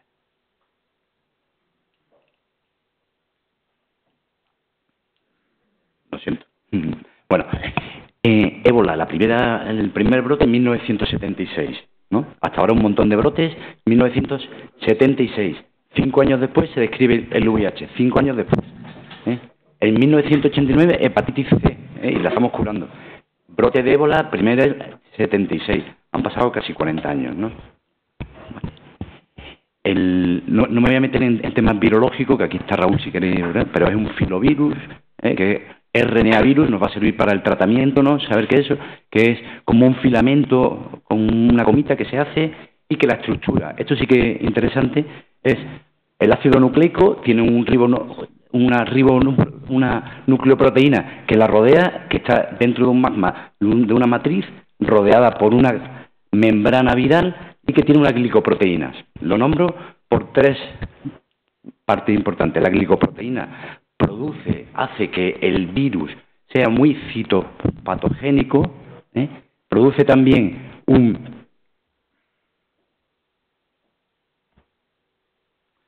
que la célula pierda, donde infecta, pierda líquido, ¿vale? Y después hay dos proteínas que producen una interferencia y un antagonismo con los interferones, con lo cual se defiende el virus muy bien, ¿no? Este es el ciclo viral que hablaremos al final, y es muy importante porque hablamos de un virus tan malo, ¿no? Es un virus que nos están diciendo que mata, y mata rápido, que eso, ¿no? Entonces los factores de patogenicidad vienen dados, o nos dicen que vienen dados, porque tiene un alto tropismo celular, por macrófagos, monocitos, células dendríticas y células endoteliales, ¿no? Además, aumenta la permeabilidad capilar, se describen los casos cuando hay un shock, como el síndrome de fuga capilar, aquellos que están acostumbrados en cuidado intensivo, o nosotros en interna, ¿no? Hemos tenido casos, que son unos casos espectaculares, ¿no? Donde el paciente se desagua por dentro y se puede morir, ¿no? Y yo he tenido un paciente que se iba a ir de alta y en 20 minutos el hombre se moría, ¿no? Hizo falta en 24 horas inyectarle 20 litros de suero, ¿no? Pues es un síndrome parecido. Hay un desajuste inmunológico porque el virus produce una apoptosis sobre el linfocito B, célula natural killer, linfocito CD4, CD8, desajusta todo nuestro sistema inmunológico. Produce una necrosis multifocal, afectando diferentes órganos de la economía humana, y una desregulación del proceso de la coagulación que junto con la necrosis hepática favorece la hemorragia y la eclosión de las células endoteliales. Esta es una figura del New England muy famosa, que no lo voy a resumir, pero ya lo ha dicho Sonia Tamabe, ¿no? El reservorio natural. Hay que decir que en el virus del ébola, por mucho que estudies, ves que hay muchísimas zonas gris. Muchísimas zonas que hablan gente sin mucha base demasiado, ¿no? Entonces, el reservorio sí que parece que está los virus, el murciélago, el murciélago de la fruta muy relacionado, pero probablemente haya otros mecanismos de reservorio, ¿no? A través de o animales salvajes o animales domésticos o animales como ha pasado, ¿no? Desde cerdos que se utilizan para la investigación que estaban infectados con el virus, ha pasado al hombre y de ahí la cadena por el mecanismo de contagio interhumano a otros hombres. Si veis la cara del murciélago, la verdad es que tiene pinta de tener un ébola ahí, ¿vale? Y volando ya más, ¿no? ¿Vale? Somos 3 los que hablamos, es raro que no nos repitamos en 200 diapositivas y vamos a repetirnos solamente en los conceptos claves, ¿no? Que el periodo de incubación, hasta ahora sabemos, aunque siempre hay una cola, ¿no? en las curvas, que es de 2 a 21 días. Muy importante. Desde que uno tiene contacto con un paciente, o con un animal muerto, o con un paciente, con el cadáver de un paciente, 21 días. La tasa de letalidad altísima. Y que a día de hoy no hay terapia ni vacuna. Pero hay, al final hablaré de eso y de lo que me entretengo un poquito más, para que veáis la esperanza que hay en esta enfermedad, ¿no? Que probablemente en poco tiempo podamos controlarlo, por lo menos en mucha parte de ella, ¿no? ¿Vale? Puede sobrevivir en materiales desecados durante varios días, se inactiva fácilmente con ultravioleta, gamma y calentamiento, que es susceptible a la alergia, pero no a la congelación, ¿vale? Se transmite, como ya hemos dicho, y esto no importa que lo repitamos, el virus no se transmite en pacientes asintomáticos. Y el primer síntoma es la fiebre, puede haber otros. Hay que estar atentos cuando no sabemos contacto, ¿no? ¿Vale? Y que la transmisibilidad es muy importante, evoluciona, se transmite más conforme avanza la enfermedad. ¿Por qué? Porque la carga vírica aumenta exponencialmente, ¿no? Según nos han descrito ahora en los casos, ¿no? Mecanismo, esto ya salto porque ya lo han hablado. Esta es una diapositiva que puse en una sesión clínica que di en agosto, ¿no? En el hospital. Bueno, una sesión clínica que repetí, porque esto, aunque no hayamos visto pacientes, ya hemos hablado de esto, bueno, infinidad de veces. Esto está publicado por los CDC y te dicen cómo no se transmite el VIH. El ébola. No se transmite, como te dice, es que esto es muy pequeñito, ¿no? Por el aire, el agua ni alimentos, ¿no? Entonces yo puse esto porque dice, la enfermedad de ébola no presenta un riesgo significativo en Estados Unidos. Y yo, claro, como se maneja el PowerPoint, puse ni en España, ¿no? Esto es real, ¿no? Por lo que ha explicado Agustín y lo que ha explicado Sonia, ¿no? Esto es real, ¿no? La enfermedad es muy importante, pero el riesgo de que tengamos casos es pequeño, ¿no? ¿Vale? Pero si los tenemos que tratar muy bien, ¿no? Se diagnostica una frase solamente. A través, en el laboratorio, nosotros tenemos un laboratorio de referencia nacional que le vamos a mandar la muestra y ellos nos van a hacer una determinación de ácido nucleico. ¿Vale? La clínica. Murciélagos pasan probablemente a otro animal intermedio o directamente, y una vez que hace contacto con el hombre, le infecta. Un periodo de incubación entre 2 y 21 días y pasa la enfermedad por varias fases, ¿no? Esta diapositiva es antigua, no es de este brote, pero se ajusta perfectamente y se va repitiendo, ¿no? Nosotros, esto es lo que sabemos que pasa en África, ¿no? Nosotros se está viendo claramente en casi la treintena de pacientes que se han expatriado a Europa y a Occidente, ¿no? Que esto no sucede así, ¿no? Cuidando al paciente salvamos al paciente, en muchos casos, no en todos, desgraciadamente, ¿no? Porque este fin de semana habéis escuchado, el último repatriado a Estados Unidos ha fallecido, ¿no? ¿Vale? Que era un médico que estaba trabajando en Guinea. Vale. Periodo de incubación, en este brote, según nos dicen las estadísticas que se van publicando, 11 días la mediana, 11 días. No quiere decir que con 2-3 días ya pueda aparecer la clínica y hasta 21 días. Más allá, en este brote yo no he visto descrito ningún caso, en más de 21 días. Empiezan los síntomas, el síntoma principal, fiebre. Pero ahí ya ha matizado Sonia, ¿no? Digo, oye, fiebre, pero ves la estadística y no es el 100% fiebre, ¿no? Hay otra serie de síntomas. ¿Qué síntomas son? Inespecíficos, como una gripe, ¿no? Me duele la garganta, tengo dolor de cabeza y sobre todo, una característica muy importante que aparece en más de 3/4 partes de los pacientes, astenia y debilidad muscular. Los pacientes se sienten cansados y cansados de una forma anormal y rápidamente, ¿no? O sea, no he hecho nada, hoy me encuentro regular, ¿no? Esto parece que es así, ¿no? Finales de la primera semana va empeorando el tema, ¿no? Y según nos cuentan los compañeros del Carlos III, con lo cual tenemos una relación semanal por una audioconferencia o personalmente, que yo he coincidido 2 veces con Arribas, ¿no? Te dicen, ojo, el final de la primera semana o el principio de la segunda, según nuestra experiencia y lo que hemos contactado, porque ellos se han manejado muy bien, es la clave. ¿Por qué? Porque aparecen en este brote el tema hemorrágico en menor, pero da mucha más preponderancia al tema gastrointestinal, pérdida de líquido por diarrea, ¿no? Y eso parece que marca el pronóstico. El pronóstico, cuando se buscan factores pronósticos de letalidad, ¿no? Va a ir mal el paciente, mal pronóstico, ¿no? Diarrea muy, muy, muy abundante y que no podamos controlar, que haya un fracaso renal y que no podamos con él, ¿no? De ahí, ayer, bueno, después pongo el artículo, ¿no? Se publicó la diálisis que se le hizo a uno de los pacientes del Emory, ¿no? El de septiembre, el anónimo. Fiebre, eso va a marcar. Otro, la carga vírica. La cinética de la carga vírica parece que puede ser otro factor pronóstico. Yo, como clínico, lo necesito. No he tenido todavía pacientes, pero me preparo para tenerlo. ¿Por qué? Pues después vamos a hablar de los cuidados, ¿no? Y en este paciente vamos a trabajar de una forma un poco anómala, con los mismos criterios que cualquier paciente, pero de una forma un poco anómala. ¿Por qué? Porque no vamos a poder someter al paciente a todo nuestro arsenal terapéutico y técnico que tenemos, probablemente. Entonces nos hace falta saber si tenemos que limitar el esfuerzo terapéutico, como hacemos con cualquier paciente, en función de las características del paciente, ¿no? Y aquí un tema muy importante es la transmisión. A partir de la segunda semana, ¿qué es lo que pasa? Aparecen temas encefalopáticos. El paciente de Hamburgo tuvo una encefalopatía que tardó en solucionarla después de estar de alta, O sea que fue un tema importante, ¿no? Hay muchos temas que se van acumulando, ¿no?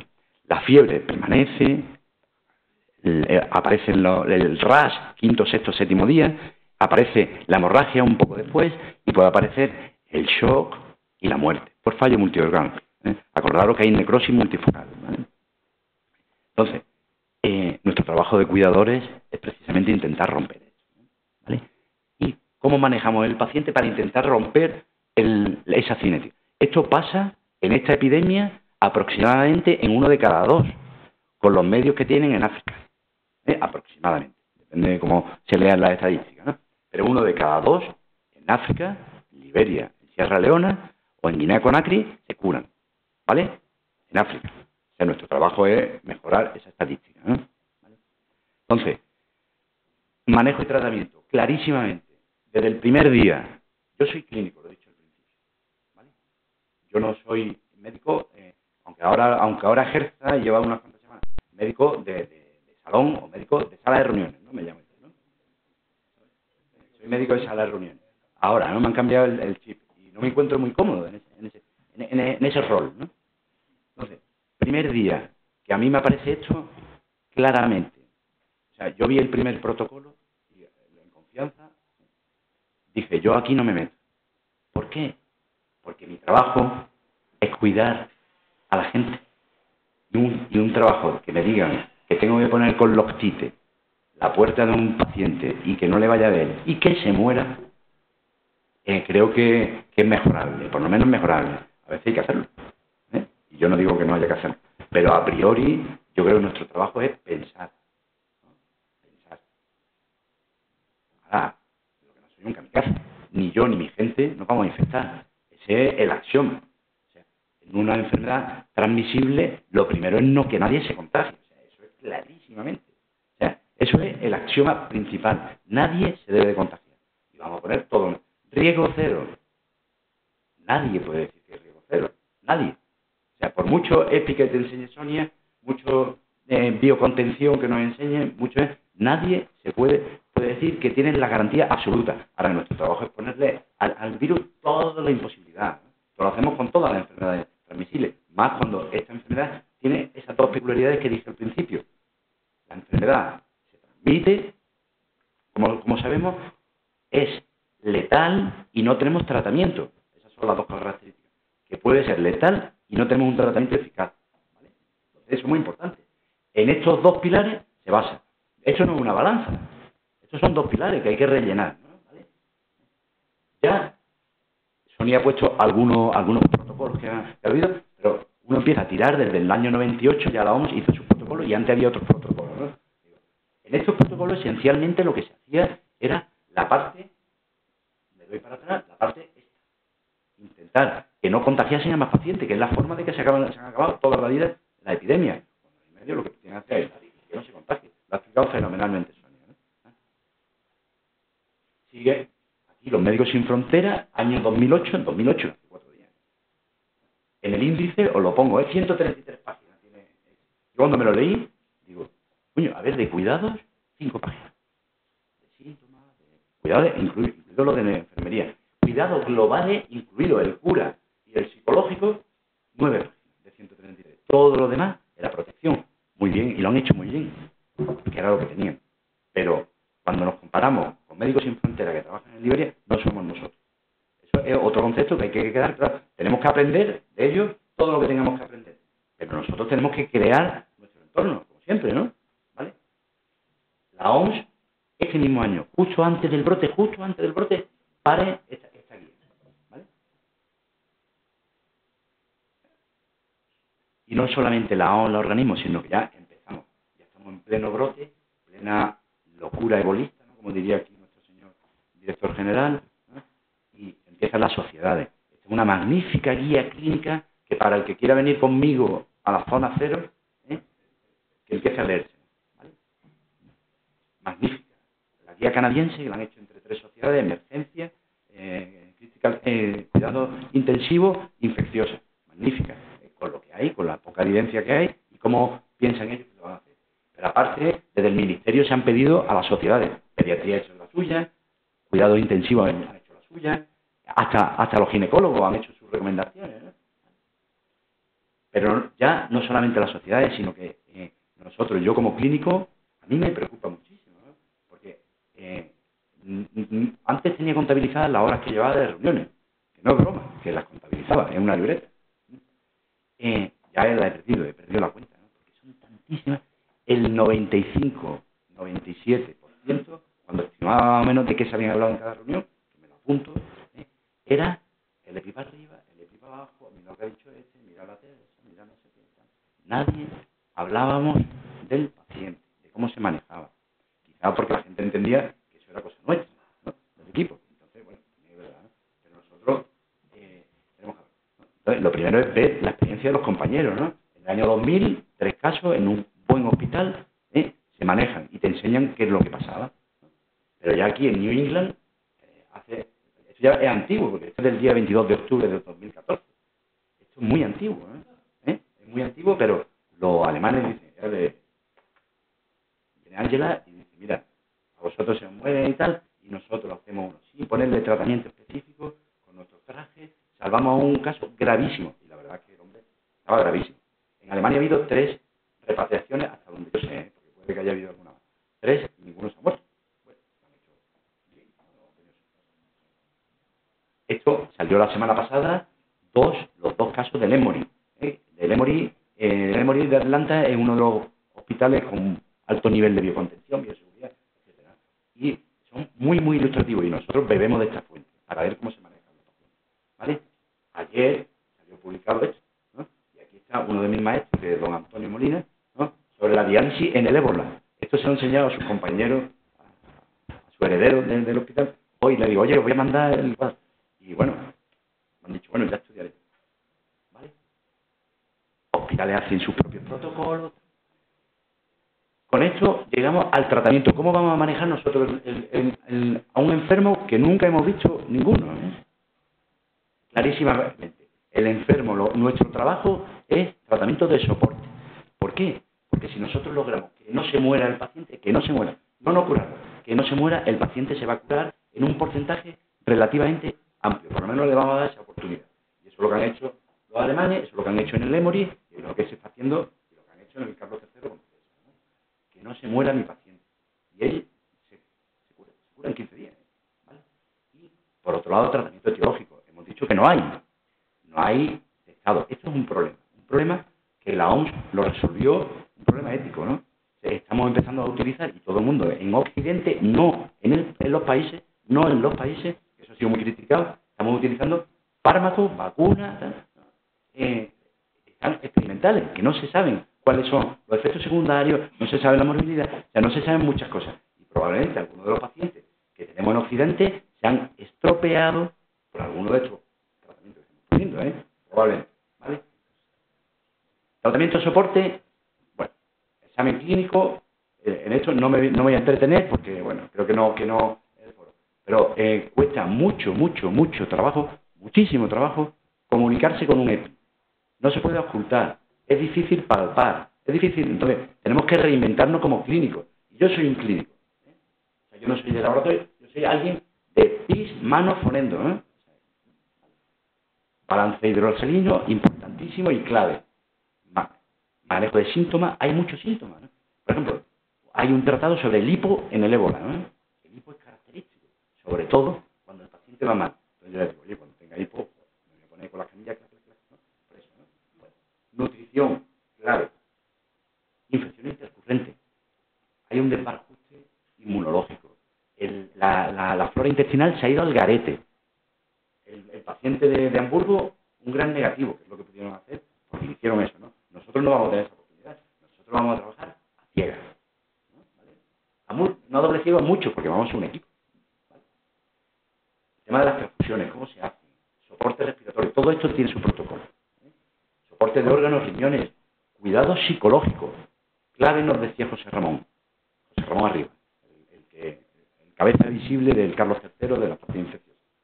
Dice, fue clave, Pablo, fue clave, me lo ha repetido en 3 ocasiones, fue clave el psiquiatra.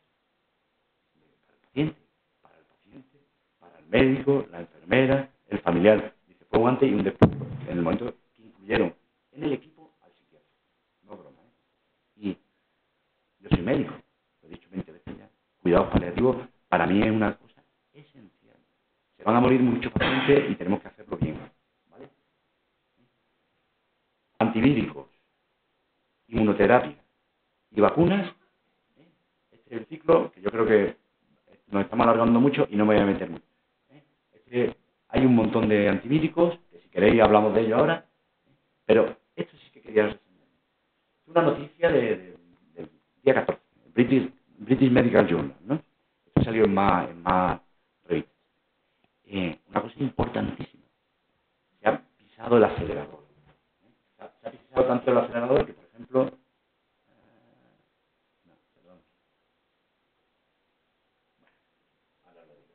se ha pisado el acelerador de tal forma que se van a probar vacunas, se van a probar tratamientos. Y tenemos la suerte de que tenemos, la suerte, por Dios, muchos pacientes donde ensayar, es una enfermedad que es de muy corta duración, con lo cual el efecto se va a saber muy rápido. Entonces, probablemente a lo largo del año que viene vamos a tener muchos resultados sobre tratamiento antivírico y sobre vacunas. Esto es muy importante. Médicos Sin Fronteras, por primera vez en su historia, se va a meter en ensayos clínicos. 3 brazos en 3 hospitales diferentes. Tienen 200 pacientes en cada hospital. Comienzo ya. 3 fármacos. Esto es lo que se le puso a Teresa, uno de los fármacos que se le puso a Teresa. Brincocilobacter. Esto se lo han puesto a los americanos. Esto es un fármaco anti-DNA y el virus es RNA. Una cosa rarísima, ¿vale? Se inventó para la hepatitis C. Y después, la otra piedra que se está utilizando, que son o la sangre completa o el plasma del paciente convaleciente, el que ha pasado la enfermedad, ha creado su anticuerpo neutralizante, entonces se le pone al paciente, se supone. 3 sitios diferentes, uno no se sabe dónde va a ser, no sé si es que porque es anónimo. ¿Vale? Vacunas, un montón de ellas. La primera, auspiciada por el gobierno norteamericano. La segunda, gobierno canadiense. Y después hay hasta 15 aquí. La última una rusa que la OMS dice que no está muy de acuerdo, no sabe muy bien qué es lo que pasa. La tercera, por ejemplo, Janssen, la de Johnson & Johnson, van a meter 200 millones de euros en desarrollar esta vacuna. Si veis, que no lo veis, claro, la última columna es el cronograma. Todo se está empezando a hacer ya o se va a hacer inmediatamente. ¿Vale? Clave. Esto es un trabajo de equipo. Y he querido meter aquí en este embudo a todo el mundo, yo hablo desde mi hospital, ¿no? Que ha echado un paso adelante, que ha sido mucha gente. Sobre todo, yo agradecer a las enfermeras que se están poniendo y quitando esto, y las que van a estar ahí. Con todas las dificultades que ha habido, con todo, no podéis imaginar lo difícil que ha sido esto, ¿no? ¿Vale? Entonces, esto es de agradecer a los auxiliares y eso, que van a estar ahí en primera línea, mucho más en primera línea que yo, pero al equipo médico, ¿no? Nosotros somos un equipo médico voluntario. Voluntario no solamente eso, sino que nuestro sueldo ha disminuido, nuestro horario de trabajo es distinto, nuestra familia es distinta, todo empieza a ser distinto. ¿Vale?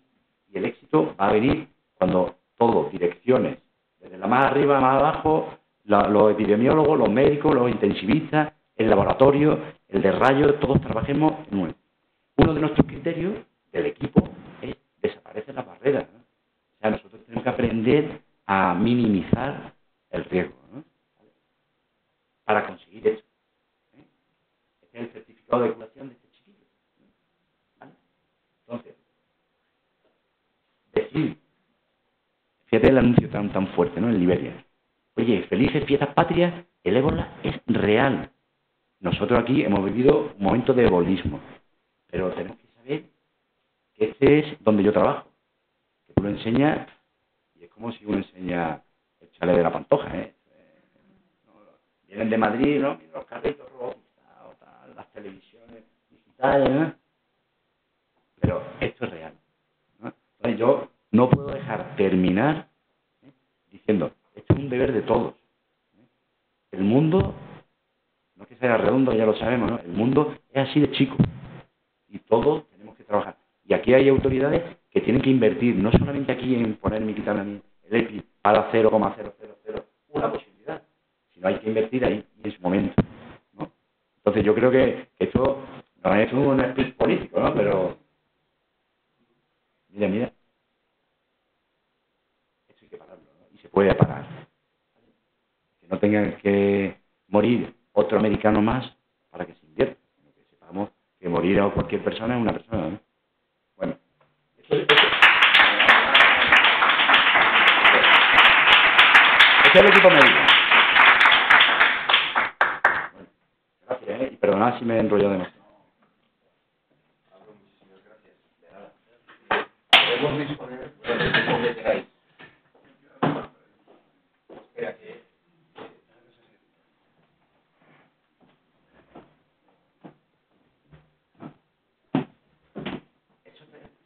Esos teléfonos se pueden coger, ¿eh? Si alguna vez tenéis un ébola, podéis llamar. Pero primero al 112, por favor, que no saltemos los protocolos. Es verdad.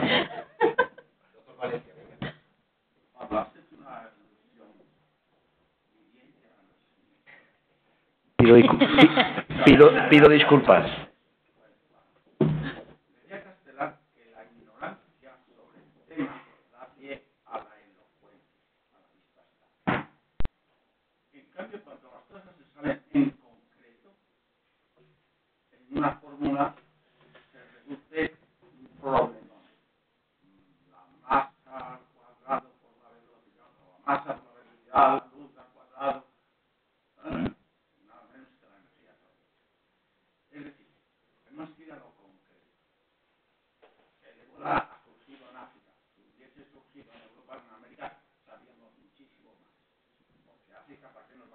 engañar. Acuérdate que un aventurero regaló un Godel al rey Leopoldo personalmente, que matan. Yo he estado 3 años en África y no me fui conmigo de la extradición. Porque ahí la gente no sabía de la edad que tenía la grama. Y porque yo en el colegio tenía que vigilar, no se cambiasen las pastillas blancas contra el paludismo, con las blancas contra el anquilostomosis. O sea que estadística. Pero yendo a lo concreto, que aunque aplauda el heroísmo que tiene el tratamiento del ébola ahora, por eso, por supuesto. Y mi voto para que te canonicen. No, a mí no, a ellos. Yo estoy súper protegido, yo no tengo problema. Yo, con este papa que está en la gente, ya te propongo. No, Rafael, Rafa, de verdad, en serio, yo creo que hay que ser serio, Pues con los que le tratan. Allí. No, ese era el punto. Pero yendo a lo concreto y hacia el futuro, que es lo que más a mí me atrae, la solución, supongo yo, que tiene que estar en vacunas o en suelo, como ha sido siempre. Y ahora hay un tratamiento con los, ¿cómo se llaman? monoclonales. Pero tiene vida corta. Entonces lo hibrida, creo, sé que no será, con unas células del mieloma múltiple que tienen la ventaja De que se reproducen. eternamente. Eso es un tema que se va a extraer. Y esto es que me gustaría que, si sabes novedades. Hombre, si quiere hablamos del tratamiento porque traía muchas cosas preparadas. Cuando ya ha cogido la infección, ponerse mascarillas y tal. El problema, se está investigando, una de las líneas es la inmunoterapia, ¿no? Tanto con el suero de convaleciente como con anticuerpos monoclonales creados artificialmente, etcétera. El tema de eso es que la producción es muy difícil, es muy larga, pero hay un trabajo, si queréis os lo enseño, sobre el uso de la cloroquina en el ébola. Fantástico. O sea, yo todavía no entiendo por qué. Pues fantástico, ¿no? ¿Por qué? Porque es barato, se tiene que buscar, y la prevención va a venir por la vacuna y después por el manejo. Sonia ha puesto una gráfica muy bonita. Es que si los veterinarios de la zona pudiesen adelantarse un poquito, siempre que ha habido un brote de un pico epidémico en humanos, ha sido precedido por un pico epidémico en animales. Y eso se puede detectar. Pero vamos, yo creo que la prevención, y ahí está Raúl y gente que sabe más que yo. ¿Y Sonia? No, perdón, epidemia. Pero bueno, el tema, yo estoy seguro que va a ir por la vacunación.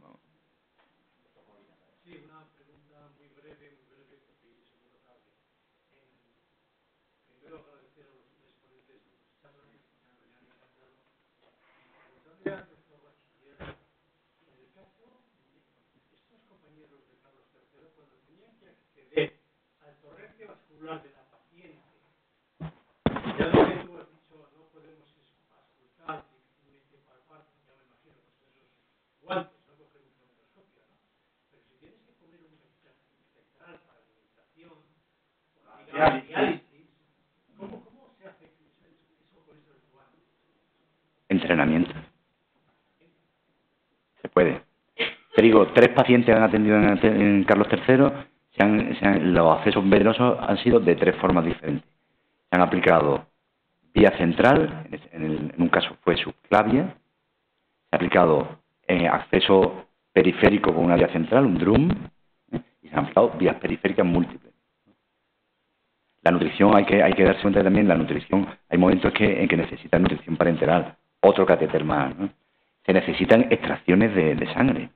Entonces, un acceso central te facilita, te evita. Mira, yo tuve la suerte de convivir cuando estuve ahí en la Escuela Nacional de Salud, con que Sonia le conoció y después me he hecho amigo de él, ¿no? Entonces, me pasa mucha información de uno de los enfermeros, ¿no? Y no sé si ¿no? Y contaba cómo cogió el primer drum a uno de los pacientes que atendió, porque él ha estado en los 3, y claro, él era de pocas palabras, pero tú le veías el miedo tan atroz que tuvo 40 minutos allí sufriendo, porque, claro, sudor, no ve, las gafas se te empañan, el triple guante, no sé qué, tal, ¿no?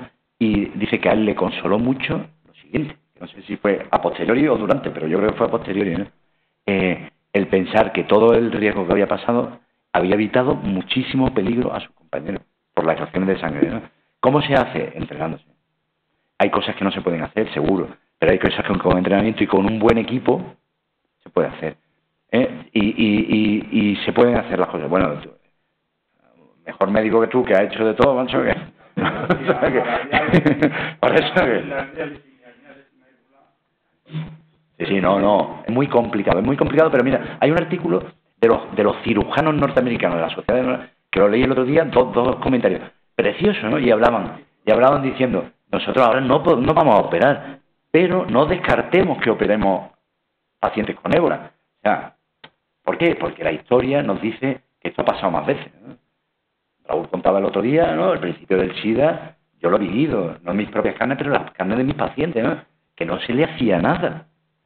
Que tú meter un paciente con VIH, no estoy hablando de hace 30 años, estoy hablando de hace 18 años, en una UBI, o hace 15, o hace menos, en una UBI tenía que ser amigo íntimo del intensivista, amigo íntimo allí de San Pedro, ¿no? Para que te abriese la puerta del cielo, ¿no? Ahora tenemos pacientes en diálisis con VIH sin problema. Hace 20 años no nos lo hubiésemos planteado, ¿no? Le hacemos trasplante a los VIH. Hace 20 años no. Pues eso lo hacía el cirujano. Decía, yo me negué a operar gente, ahora pongo hígados a pacientes con VIH, ¿no? O sea que...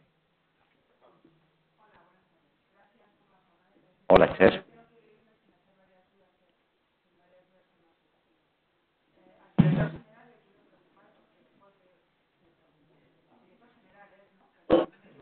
Lo que digo es preocupar más, no, por favor.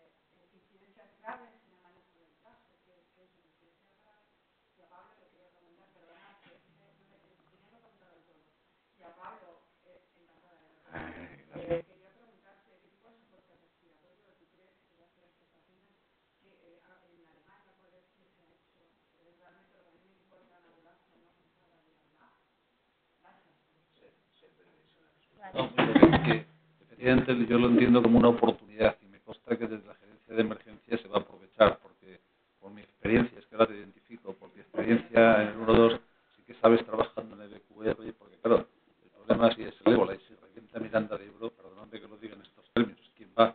Porque quiera sacar a ella personas, a Miranda, sanos, ¿no? Entonces es la oportunidad y yo creo que la gerencia está trabajando precisamente en esa idea.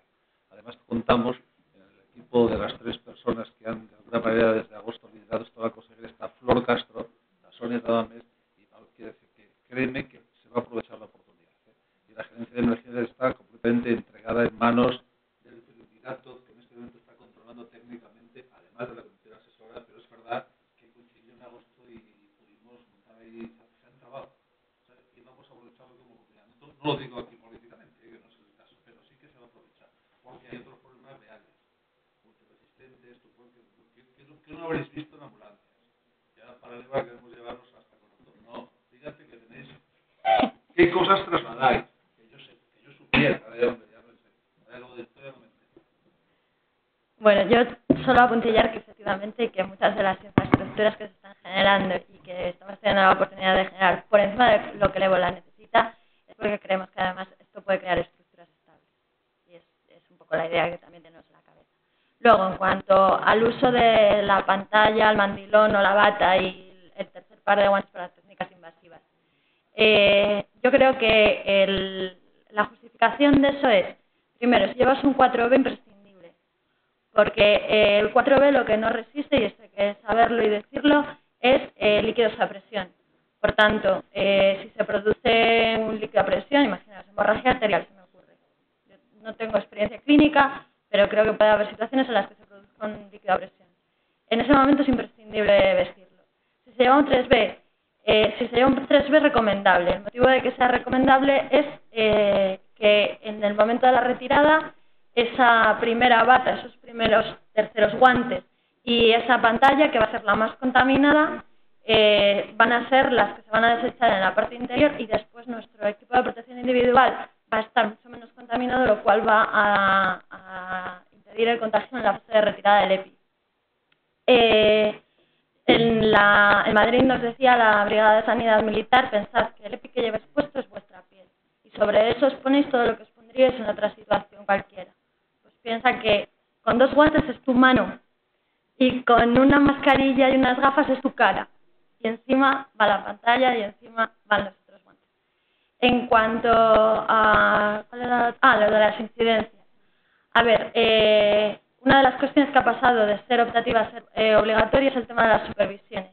El supervisor debe estar lo suficientemente formado como para evaluar si en la incidencia, que sea la que se ha producido, ha habido un riesgo de contagio. Y te pongo ejemplos. La retirada, por ejemplo, de la calza exterior. Se dice que no se debe tocar con la mano contaminada la parte limpia de la pernera del mono, ¿vale? Si la toca, es una incidencia, hay que registrarla. Pero eso no quiere decir que aumente de manera significativa el riesgo de que te hayas contagiado. Sin embargo, si en la maniobra de retirada del capuz tienes un problema y te dejas, por ejemplo, la mascarilla porque se te engancha una goma y la mascarilla te roza parte exterior con cara, que te puedes rozar mucosas, eso es una incidencia grave. Ejemplos reales. En el Carlos III debieron de estar intentando utilizar fonendos en algún momento. Se les enganchó un auricular del fonendo en el capuz y les tocó un fonendo que estaba dentro de la habitación del paciente, les tocó la cara. Pues eso, al final no se llegó a caracterizar como grave porque había tocado piel no intacta, pero bueno, ahí puede haber dudas. Hay cuestiones que pueden ser dudosas, ¿vale? Y creo que nada más para mí. Soporte respiratorio. Principio, oxigenoterapia. Te digo, y la recomendación tanto de las sociedades de críticos nuestras como la de la canadiense. Gafas nasales, todo lo que provoque aerosolización, intentar no coger ventilación mecánica no invasiva, no utilizarla, y si se intuba con un respirador con las características de que no se provoquen aerosoles. En una ambulancia yo creo que no se debería. Contesté a Maite un correo esta noche que no se debería practicar ninguna intubación ni nada. Y no, por supuesto, ventilación mecánica no invasiva. El paciente de Hamburgo estuvo con ventilación mecánica no invasiva. Te digo por eso, que aquí hay mucho gris, ¿no? Si yo puedo proteger al paciente y aislarle, hombre, pues a lo mejor le puede poner. Pero una mascarilla con un reservorio bien cerrado, se puede utilizar.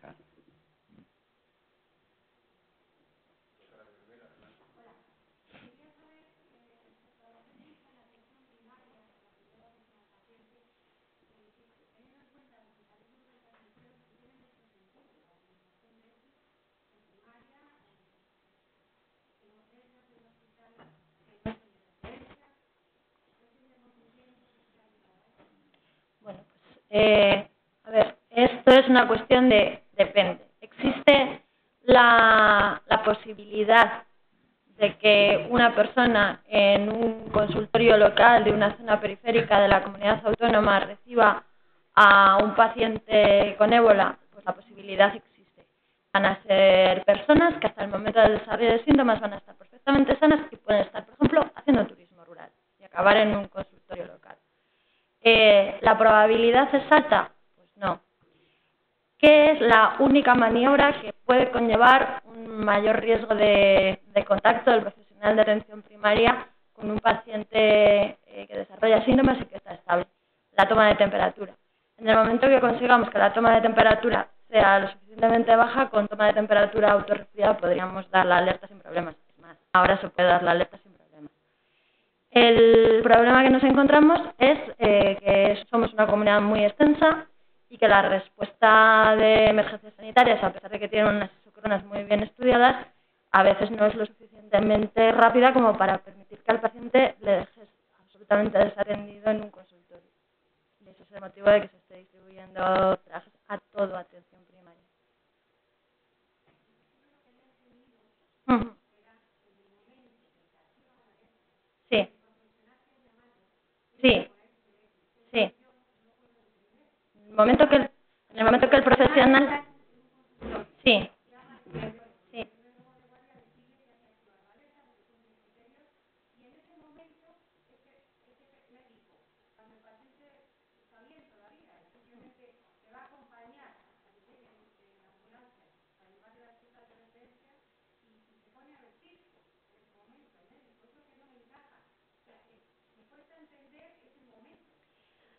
Lo que hemos intentado y... Sí. Sí, no, vamos a ver. Efectivamente hemos intentado protocolizar la vida. La vida no es protocolizable. Ni todos los profesionales sanitarios van a esperar a que el epidemiólogo decida si eso es una alerta para vestirse o no vestirse. Ni sabemos si el paciente en ese momento, voy a poner un ejemplo que no es difícil que suceda, con un caso de verdad, paciente que inicia síntomas gastrointestinales, está con una fiebre alta, obnubilado y vomita. Es un paciente que a lo mejor no supone un riesgo lo suficientemente elevado como para justificar la no asistencia si tenemos los equipos de protección adecuada, y que solamente con colocarle en una posición de defensa y que el vómito no le asfixie es la única medida que puede haber que hacer. No se está pidiendo al médico de atención primaria que intervenga, pero creemos que debíamos dotar a ese nivel asistencial de elementos. Es un poco lo que ha dicho Pablo. No estamos en África, no estaría justificado que por una falta de un equipo de protección individual un paciente tuviera una complicación clínica porque no se le ha podido asistir. La probabilidad es ínfima, pero sí.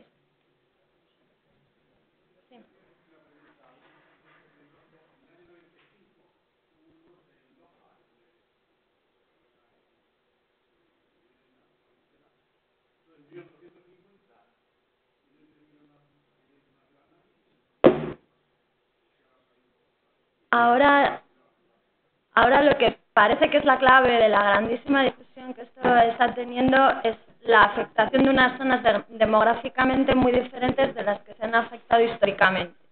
Históricamente se han afectado zonas rurales que eran relativamente fáciles de aislar. Cuando me refiero a aislar, hablo de poner policía militar en los accesos a las aldeas y la epidemia se autolimitaba a llamar. ¿Vale? Quiere decir, el que sobrevive para adelante y el que no, al hoyo. Esto no se está pudiendo hacer, evidentemente, primero, con unas áreas tan pobladas como está siendo las capitales de los 3 países más afectados, y luego además están influyendo cuestiones culturales de sobre todo de los ritos mortuorios que hay en estos países, el miedo al estigma, están influyendo. Hay factores que están contribuyendo, pero la diferencia fundamental es la demografía de las zonas afectadas.